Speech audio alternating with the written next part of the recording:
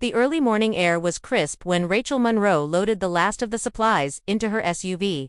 Her 11-year-old daughter, Emily, clutched a worn-out sketchbook in one hand and a fishing rod in the other. This was their first trip together in nearly a year, a much-needed escape after a long string of personal hardships. Rachel had recently lost her job as a librarian, and Emily had been struggling at school following a messy custody battle. The trip to Red Pine Lake was Rachel's way of pressing a reset button for both of them.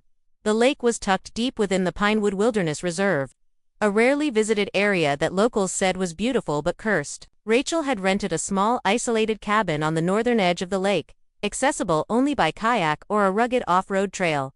No cell service, no Wi-Fi, just trees, water, and silence. Rachel left a brief voicemail to her sister before they departed. "We just need some space.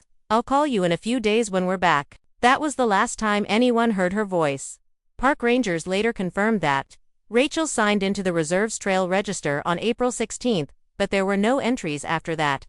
A fellow camper claimed he saw a woman matching Rachel's description paddling across the lake with a young girl in a red jacket.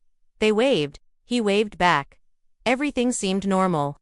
But when rangers conducted their routine patrol 3 days later, they found Rachel's SUV still parked in the same spot. That's when the first threads of panic began to form. A search party was assembled within 24 hours.